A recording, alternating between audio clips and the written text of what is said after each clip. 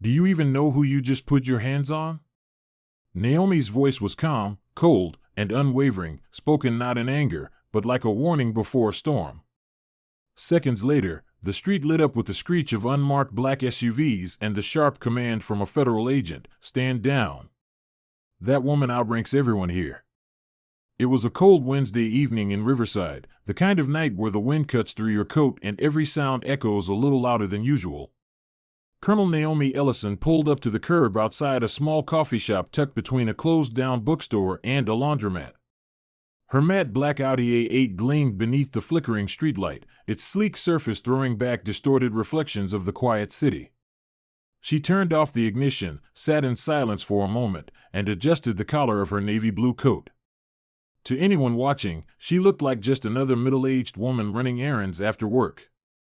But behind those calm eyes and steady breath was a decorated intelligence officer with decades of service in U.S. Space Command, currently leading a covert national defense project that even members of Congress hadn't been briefed on.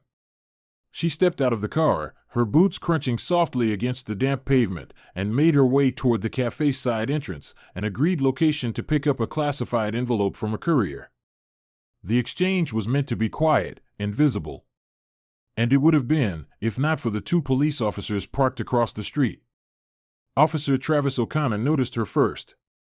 Leaning back in the driver's seat of his patrol cruiser, he narrowed his eyes as Naomi exited the vehicle. "That's a high-end car," he muttered, elbowing his partner. "Dark windows. No plates on the front. Suspicious." Officer Jenna Boyd looked up from her phone, eyebrows arched. "Black woman. Alone. Driving that? Yeah, something's off." There was no call from dispatch, no report of stolen vehicles, no alerts in the area. Just their own prejudice, wrapped in the thin excuse of a routine check. They stepped out of the cruiser, belts rattling with the familiar clink of handcuffs and sidearms, and crossed the street with the kind of swagger that didn't come from confidence, but from habit. Naomi was halfway to the door when she heard them call out. "Ma'am." "Hold up a second." The tone was falsely polite, undercut by suspicion. She turned calmly. "Yes?" Travis gave her a long once-over. "We're conducting a vehicle check. Need to see your ID and registration." Naomi tilted her head slightly. "Was there a report of a crime?" "Your vehicle fits the description of one involved in suspicious activity," Jenna added quickly. "What activity, exactly?" Naomi asked, voice steady, unreadable. She didn't raise her voice or break eye contact. That calm always threw men like O'Connor off balance. "Don't make this difficult," he snapped. "ID, now." Naomi took a slow breath. She had been in classified operations across the globe, coordinated joint missions from hardened bunkers under Colorado mountains, but this moment, this tired, familiar aggression, wasn't new to her. It was the battlefield of home. She reached into her coat pocket and pulled out a leather wallet, flipping it open just enough to show a blank federal credential, her fingers obscuring the text. "Before I show you anything else," she said, "you'll need to provide legal cause for this stop. Otherwise, this interaction is a violation of federal and civil statutes." Travis's face twisted. "Are you refusing to comply?" Naomi kept her eyes locked on him. "I'm asking you to state the law you're enforcing." "That's not a refusal." "That's a right." Jenna stepped closer. "You're being uncooperative." Naomi didn't move. "I'm being lawful." "There's a difference." And that was enough. Travis lunged forward and grabbed her wrist, yanking her arm behind her back with a roughness that served no purpose except to dominate. Naomi winced but didn't cry out. "You're under arrest for obstruction," he barked. "Hands behind your back. Now." Jenna moved in with the cuffs, clipping them tight around Naomi's wrists, cold metal biting into her skin. The coffee shop door remained unopened. The envelope would never be delivered. And across the street, a few pedestrians had stopped, some whispering, others pulling out their phones. Naomi didn't flinch. She straightened her back against the hood of her car where they had pushed her. In the reflection of the windshield, her face looked unreadable. Determined. Silent. And then she spoke, low, deliberate, but loud enough for one of the students nearby to hear. Young man. With the phone. I need you to call a number. 703-555-8124, then read this code exactly. Foxtrot Delta 1-3 Lima Charlie Zulu.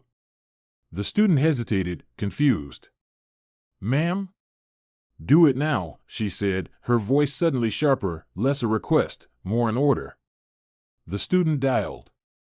Travis scoffed. You really think calling your boyfriend's gonna help you? Naomi turned her head toward him, eyes narrowed. You have no idea who you just put your hands on. The phone rang once. Then a second time. On the third, a deep male voice answered, Pentagon Rapid Response Channel. Identify. The student read the code.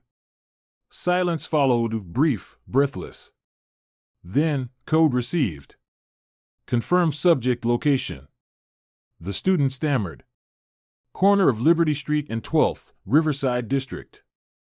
A pause. Then the voice, curt and unmistakably urgent, stand by. Do not let the subject move. Immediate intervention inbound. Travis and Jenna heard every word on speakerphone. Their faces began to shift, confusion slowly morphing into unease. What the hell was that? Jenna whispered. Naomi answered for them. You just detained a colonel on active covert assignment with the United States Department of Defense. That call you heard? You triggered a federal emergency response. Travis's hand trembled slightly on his radio. Dispatch, requesting confirmation on a subject, possibly federal? Need guidance. Static. Then a voice crackled through, low and tense, all units in Riverside District, cease engagement with subject. Do not move. Federal units en route. Repeat. Stand down immediately. Jenna's jaw went slack. The bystanders stepped in closer, their phones now streaming. Across the block, the distant howl of sirens grew louder. Naomi remained silent, her posture unbroken even as her wrists ached. She didn't need to speak anymore. The uniform she wasn't wearing now shouted louder than any words ever could. Moments later, 3 black SUVs with no plates and pitch-black windows skidded to a halt. Men in suits poured out, earpieces in, eyes scanning, movements synchronized. Within seconds, Naomi was surrounded, not restrained, not questioned, protected. Colonel Ellison, one of them said, saluting her. Ma'am, we're taking over. Another agent turned to Travis and Jenna. Remove your weapons. Place your badges on the ground. You are hereby suspended pending federal investigation. Wait, Travis started, but his voice cracked halfway through. Jenna looked pale, her hands shaking as she unclipped her sidearm and slowly placed it down. We didn't know, she said weakly. Naomi finally turned to them. Her eyes weren't angry, they were cold. Final. Knowing who I am isn't the point, she said. You treated me like a suspect because of how I look. Not because of what I did. And now the entire nation is watching you answer for that mistake. The crowd murmured in agreement. Phones were raised higher. Travis tried to speak again, but the words never came. He had none left that could explain away what they all saw. The cuffs were removed from Naomi's wrists by a federal agent, gently, as if unwrapping a piece of evidence. She rolled her shoulders once, the only sign of discomfort she allowed. Then she looked back at the student who had made the call. Thank you, she said. The young man nodded, still stunned. Naomi didn't raise her voice. She didn't yell. She simply stood tall, unarmed, handcuffed minutes earlier, and now the single most powerful figure on the street. Travis and Jenna, once inflated by their badges and their bias, now stood stripped of both, reduced to silence, exposed not just as officers who made a mistake, but symbols of a system that had allowed them to believe they'd never be held accountable. As the agents escorted Naomi into the back seat of one of the black SUVs, she glanced back one final time. Her voice was clear and quiet, yet it sliced through the silence like a blade. You tried to make me small. Now the whole nation will watch you shrink. The door shut with a solid, echoing thud, and the convoy pulled away, leaving 2 officers and a crowd in stunned stillness, while justice, for once, didn't need a courtroom to speak. It had already arrived. The cold wind hadn't stopped howling down Liberty Street, but the air had shifted. Something deeper than weather now gripped the night. As the last of the federal SUVs slid into position and the agents stepped out in a synchronized wave of black suits, the energy on the street transformed, from confusion to something sharper, something final. Colonel Naomi Ellison remained seated in the back of the lead SUV, her silhouette still framed behind the tinted glass. She hadn't said a word since her final sentence to the officers who had dared to lay unauthorized hands on her. But every pedestrian, every bystander with a phone held high, could feel it. The woman they had seen handcuffed just moments ago now sat not as a victim, but as the calm storm that had summoned an empire's full weight with a whisper. The first agent to step forward was tall, gray-templed, and carried a slim black case under one arm. His voice cut the silence as he addressed the stunned officers. Sergeant Travis O'Connor. Officer Jenna Boyd. On the authority of the Department of Defense and the Office of Internal Federal Affairs, you are hereby relieved of all duties effective immediately. Surrender your weapons, communication devices, and identification. O'Connor's mouth opened, then closed again. Wait, this is all there will be no discussion, the agent interrupted, eyes like steel. This incident involves an unlawful detainment of a federally protected asset under covert designation. You are being recorded, and your compliance will be your only act of reason tonight. Jenna Boyd reached for her radio, but a second agent was already beside her, taking it gently but firmly from her shoulder. She flinched. The crowd across the street had grown. Some were murmuring, others were narrating on their live streams, disbelief in their voices. But the phones kept filming, capturing every second. The badges came off slowly. First Travis's, then Jenna's. The silence was worse than shouting, heavier than sirens.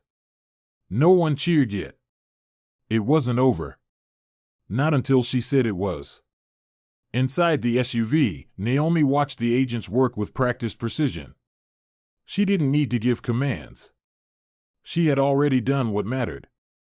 But one task remained. She reached into her coat pocket, retrieved her personal device, a secure, encoded phone known only to a few federal hands, and dialed a number stored deep in her memory. It rang once. "This is Director Monahan," came the immediate answer. "Colonel Ellison." "Situation contained," she said calmly. "Initiate internal conduct sweep. Names are O'Connor and Boyd. I want full arrest history, complaint records, all body cam archives pulled and reviewed by morning." "Understood. Civil Rights Division is being looped in now. Do you want a statement drafted for press control?" Naomi paused. "No. Let the footage speak. The country needs to see this exactly as it happened." "Affirmative." She ended the call. Outside, Agent Donnelly, the senior field lead, stepped aside to allow Naomi to exit the vehicle. The crowd fell even more silent as she stepped out, this time without handcuffs, without resistance, without the shadow of suspicion. Just presence. Pure, unshaken presence. She walked directly toward Travis and Jenna, now flanked by 2 federal agents each, their faces pale, stiff, and unblinking under the weight of what was unfolding. Travis tried once more. "Ma'am, we didn't know. We didn't know who you were." Naomi stopped a few feet from them, her face unreadable under the streetlight. "Knowing who I am wouldn't have changed what you did," she said. "Because it wasn't about who I am. It was about who you assumed I couldn't be." That sentence hung in the air like a sentence passed down by the highest court.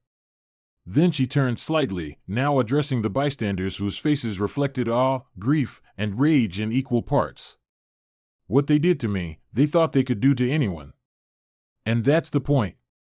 That's why this ends tonight. Someone in." The crowd clapped once. Then another. Then a wave of applause grew, not loud or wild, but steady, like a heartbeat returning to a body that had been cold too long. Across social media, live stream views soared into the hundreds of thousands. Screenshots of Naomi standing tall while O'Connor and Boyd were stripped of authority began circulating with hashtags. Hashtag stand with Naomi, hashtag power misused, power revoked, hashtag dignity doesn't flinch. A young man in the crowd, the same student who had dialed the Pentagon code, stepped forward uncertainly. "Ma'am? Can I ask what happens next?" Naomi met his eyes. "Accountability," she said simply. Then she turned back to Agent Donnelly. "Begin the asset review." Donnelly nodded and issued commands through his earpiece. The agents moved quickly. Laptops and drives were handed off to DOJ observers. A forensic van arrived minutes later. The cruiser that had carried Travis and Jenna's gear was opened and its internal systems disconnected and seized for evidence. Meanwhile, the student looked down at his phone, now buzzing uncontrollably with news notifications. Colonel Ellison identified in Riverside arrest, one headline read. Another blared, federal emergency triggered by routine traffic stop, what went wrong in Atlanta? Travis was now shaking. "This is gonna ruin us," he whispered to no one in particular. Jenna, staring at the cold asphalt, had no words left. Naomi stepped away, not out of triumph, but duty. She wasn't here to ruin lives, she was here to expose a system that never held the right ones accountable. In the hours that followed, the Department of Defense issued a quiet but firm statement. Colonel Naomi Ellison acted within full federal authority during an unlawful detainment by local law enforcement. A full investigation is underway. But the real story, the raw footage, the quiet strength, the collapse of arrogance, needed no polished press release. It lived in the videos already being shared by millions. In Washington, D.C., congressional aides scrambled to prepare statements. Senators from both parties called emergency sessions. Activists issued demands. Lawyers called for federal oversight of local enforcement. Meanwhile, Naomi was already in a secure briefing room on the outskirts of Atlanta, flanked by legal observers and federal counsel. She didn't need media. She needed results. Within 24 hours, both officers' records had been pulled. The findings were damning. Travis O'Connor had a 5-year pattern of disproportionate stops involving black drivers, multiple complaints dismissed or ignored, 2 settled quietly. Jenna Boyd had covered up a traffic stop involving excessive force by erasing a body cam file, a detail buried deep in an internal memo. The story broke faster than anyone could control. By morning, every major network was looping the moment Naomi was uncuffed while federal agents dismantled the illusion of local power. Commentators were speechless. "It's not just a misuse of authority," one analyst on MSNBC said. "It's the clearest visual proof that power, unchecked, will always target the vulnerable, and this time, it picked the wrong one." Travis and Jenna were formally terminated the next day. Their names blacklisted across all national and state law enforcement registries. Both were served with civil subpoenas. Federal criminal charges were pending. And as reporters stood outside their homes, now darkened, curtains drawn, the only comment they could give was silence. Meanwhile, Naomi refused all interviews. She issued no tweets. She made no statements. But her final words from the night before kept echoing across the nation. "You tried to make me small. Now the whole nation will watch you shrink." For everyone who had ever been pulled over, profiled, doubted, humiliated, those words weren't just a reckoning. They were a release. And for the system that let people like Travis and Jenna thrive, it wasn't just exposure. It was collapse. Naomi Ellison had already returned to her post, coordinating a next-generation defense satellite briefing scheduled for Thursday. But in living rooms, classrooms, training halls, and city halls across America, her quiet defiance now echoed like a warning shot. Not a warning for criminals. A warning for those who wear the badge and forget who they swore to serve. Justice hadn't needed to yell. It had only needed to stand up. And Naomi Ellison had stood. 3 days after the confrontation on Liberty Street, the viral videos were still playing on loop across every major network in the country. Colonel Naomi Ellison's face, stoic, unshaken, illuminated by the flashing lights of black SUVs, had become the new emblem of dignity under fire. While former officers Travis O'Connor and Jenna Boyd remained under federal review and buried beneath a tidal wave of public disgrace, Naomi said nothing. No press appearances, no statements, no performative outrage. Just silence, the kind that unsettled the guilty and emboldened the just. From CNN roundtables to congressional hearings, commentators dissected every frame of that night, but Naomi wasn't watching. She was already in Washington, behind closed doors at the Department of Defense, briefing senior officials not on her detainment, but on Naomi's directive, the reform she had begun drafting within 24 hours of her release from federal field debrief. Her voice in the secure conference room was calm, composed, and piercing as always. If a civilian is stopped without legal cause, they must be informed immediately of their rights, their legal recourse, and the presence of any recording devices. And if they request representation, the stop pauses until one is provided or recorded refusal is made on file.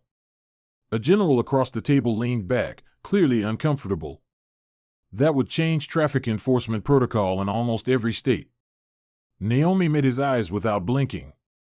Then perhaps every state needs to change. The proposal moved quickly. Too quickly for some, but the momentum behind Naomi's name made resistance costly. Civil rights groups rallied behind it. A bipartisan coalition in Congress took up the draft within a week. Town halls exploded with conversation. TikTokers uploaded clips from the incident layered with facts about citizens' rights. And in classrooms from Oakland to Charlotte, civics teachers used Naomi's silence on the sidewalk as a lesson in both restraint and resistance. While others debated theory, Naomi pressed for action. She met with police reform leaders, legal scholars, and even skeptical law enforcement representatives behind the scenes. There were no cameras in those rooms, no tweets, no slogans, just policy, precedent, and purpose. This can't just be a reaction, she told them. It has to be reconstruction. Meanwhile, O'Connor and Boyd became symbols of the old world collapsing. The review of their records confirmed the worst, a long trail of racially skewed traffic stops, erased complaints, body cam gaps, and informal warnings swept under the rug by complicit leadership. Internal memos from their precinct leaked online.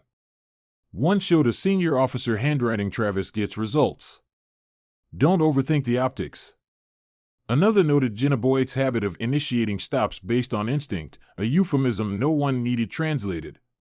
Both officers were stripped of their pensions. Boyd's former union declined to defend her. O'Connor, facing federal civil rights violations, was subpoenaed for a deposition. The clip of him grabbing Naomi's arm, the one where she barely flinched, then calmly told the college student to call the Pentagon, had now been viewed over 80 million times. In his own words, captured in a leaked affidavit, O'Connor admitted, "I didn't think someone like her could be someone like that." That line became a lightning rod. Protest signs quoted it. Memes mocked it. But Naomi ignored it. She wasn't interested in becoming a cultural spectacle. She had seen too many headlines fade. Instead, she built infrastructure. Naomi's directive passed through the House with a staggering 379 votes. The Senate followed. The president signed it under a quiet executive order, no ceremony, just a one-line announcement, effective immediately. Citizens detained by law enforcement shall be guaranteed access to recorded documentation and counsel upon request. This policy is federally enforceable. The law was named for her, but she didn't attend the signing. She was in Atlanta that day, visiting a small community center near Riverside. No press followed. There, she met with high school students, most of them black and brown, many of whom had already experienced profiling. She stood at the front of the room, not behind a podium, but in a circle with them, and simply asked, "What would make you feel safe?" One girl, maybe 16, raised her hand. "I don't want to have to record to survive." Naomi nodded slowly. "Then let's make that happen." The girl didn't know she was speaking to a senior military officer who had advised presidents. All she saw was someone who listened. Naomi returned to Washington quietly. She declined interviews from 60 Minutes, The Atlantic, even the New York Times. Every major outlet begged for exclusives. Publishers offered book deals. Talk shows promised primetime slots. She refused them all.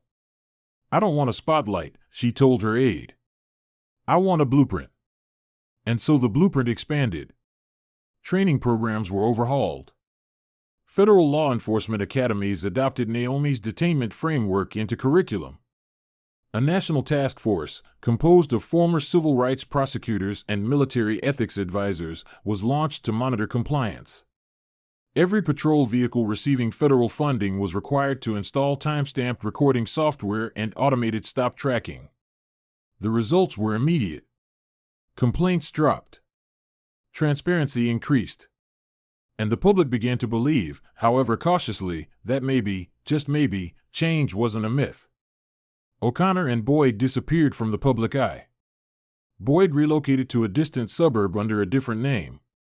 O'Connor, once vocal in his defense, stopped responding to subpoenas. Both became case studies in law school lectures titled Profiling, Power, and the Price of Misjudgment. But Naomi never mentioned them again. Her final words on the matter had already entered the cultural canon: "You tried to make me small. Now the whole nation will watch you shrink." Those words were printed on murals, quoted in commencement speeches, and used in advocacy campaigns. But she never repeated them. Once was enough. In her office at the Pentagon, where high-level strategy meetings and global defense briefings were routine, there was only one photo on her desk. It wasn't of her in uniform or shaking hands with dignitaries. It was a still frame from that night, Naomi standing between two officers as federal agents stepped in behind her, and the crowd watched in stunned silence. Not a victory photo. A reminder. Months passed. Then came a call from a university dean in Michigan. "We'd like to name our new School of Justice Leadership after you," he said. Naomi declined. "Name it after someone who never had a rank to protect them," she said. "Name it after someone who never got the call back." The dean paused, then asked, "Would you consider delivering the first lecture?" "That," she accepted. She walked into a packed auditorium 5 months after the incident in Atlanta, wearing no military uniform, no rank pins. Just a charcoal blazer and a quiet voice. When the crowd finally stilled, Naomi stood at the lectern and said, "I didn't ask to become an example. But when they forced me into the role, I decided to finish the lesson." She spoke for 15 minutes. No slides. No applause breaks. Just clarity. She talked about dignity, not the kind awarded by medals, but the kind that survives humiliation without needing revenge. She talked about restraint, not weakness, but control. And she talked about the real power, not in guns, not in badges, but in refusing to bow when your rights are threatened. She ended simply, "Strength isn't in your voice. It's in your spine." And sometimes the quietest posture in the room carries the most weight. When she walked off stage, the audience didn't explode in cheers. They rose to their feet, silent, tears in some eyes. Because they knew they hadn't just heard a lecture. They had witnessed history's steady heartbeat. Naomi Ellison returned to her work the next day. Classified operations. National security briefings. No spotlight. No campaign. Just service. But in cities across America, in precincts and classrooms and courthouses, her presence remained. A woman who never asked to be a symbol, but who became one, not because she fought loud, but because she stood still. And the system finally had to move around her. What happened to Colonel Naomi Ellison on that cold night in Riverside wasn't just another viral moment or a passing headline. It was a confrontation between power and principle, between the badge used to intimidate and the quiet strength of someone who refused to bend. And in that moment, Naomi taught us something far greater than any courtroom verdict ever could, that true dignity doesn't shout, it stands. Her story is not about revenge. It's about restoration. It reminds us that justice isn't always loud or dramatic. Sometimes it arrives in silence, wearing a gray coat, refusing to kneel, and holding the line, not for applause, not for validation, but because it is right. To everyone listening, especially those who've been profiled, overlooked, or silenced, Naomi's example is for you. You don't need a title, a uniform, or a spotlight to demand respect. Your voice matters. Your presence matters. And when the system fails you, stand tall anyway. Because strength isn't always in what you say, it's in what you refuse to accept. For those in positions of authority, this story carries another truth: power is a responsibility, not a weapon. And when it's misused, the consequences will come, not because someone yells back, but because someone knows their rights, knows their value, and knows how to stand in the face of injustice without flinching. That is what broke the illusion of control for Officers O'Connor and Boyd, not noise, but quiet certainty. We hope Naomi's story reminds you that real change doesn't begin in courts or Congress. It begins in the small choices: how we treat others, how we speak up when it's hard, how we carry ourselves when no one's cheering. Dignity isn't given. It's lived.